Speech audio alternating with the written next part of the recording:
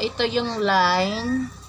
Susundan lang natin tong line. So, ganito yung aking ginagawa pag nag-ano ako ng pinya.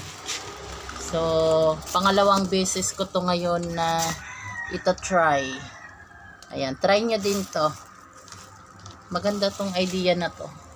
Wag mo nang anuhin. Takay, bungi man yung ano natin. Kutsilyo. Camera girl. So, ayan, ganito. Tapos dito, may line na naman dito. Isunod mo na naman to sa line.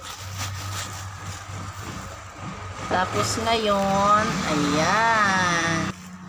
So, ayan na yung ating pinya. Ganyan yung pinya. Tapos ngayon, yung gagawin natin ngayon, iaano lang natin to siya dito, ganyan. O, see? Ang dali lang, oh. Iganyan nyo lang siya dito, ganyan.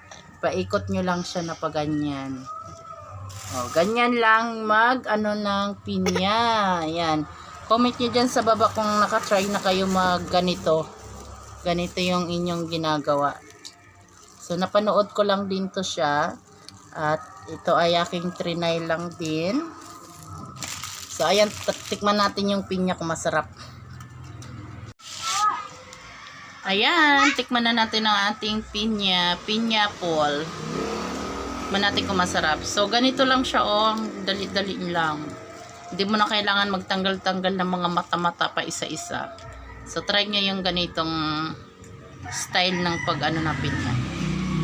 So, ayan, tikman na natin.